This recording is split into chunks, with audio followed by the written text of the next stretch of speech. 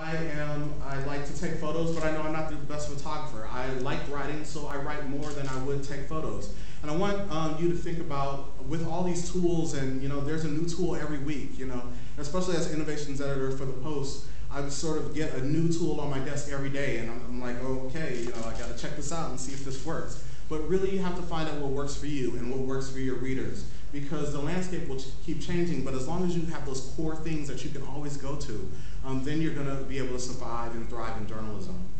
So I'll talk about a little bit about the landscape within the Post. The Post is in the unfortunate position that it is sort of late to the new media, digital media game.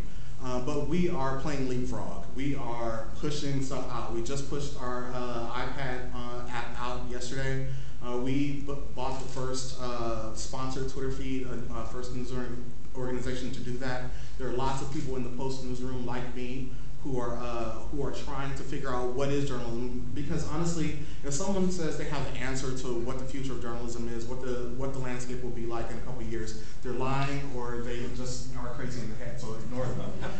But a part of my job is every day I'm looking at what stories will benefit from multimedia exposure. So not every story is going to get full multimedia packages. Not everything is going to get interactive, because even though the journalism landscape would dictate that we have to do all this crazy stuff for every story, I'm here to tell you it's not true.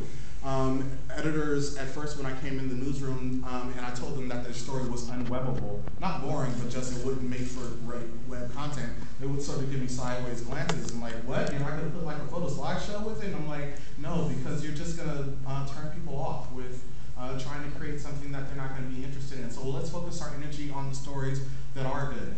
And back to the point of looking at different technologies, my goal or my strategy is when I get these pitches on my desk, or if I see this new technology, if I don't understand it and can't use it within 5 minutes, then it gets in the trash bin, the virtual trash bin. Because then my audience won't understand it. The Post audience won't understand it. If you have some sort of elaborate tool that looks really great and everybody's using it, but the audience won't understand it, then why use it at all? I'd like to put a big shout out to tools like Storify, which has great potential for journalism, and we're only beginning to sort of see its possibilities within journalism. So while I say be hesitant, and not be hesitant, but sort of put a filter, what is it?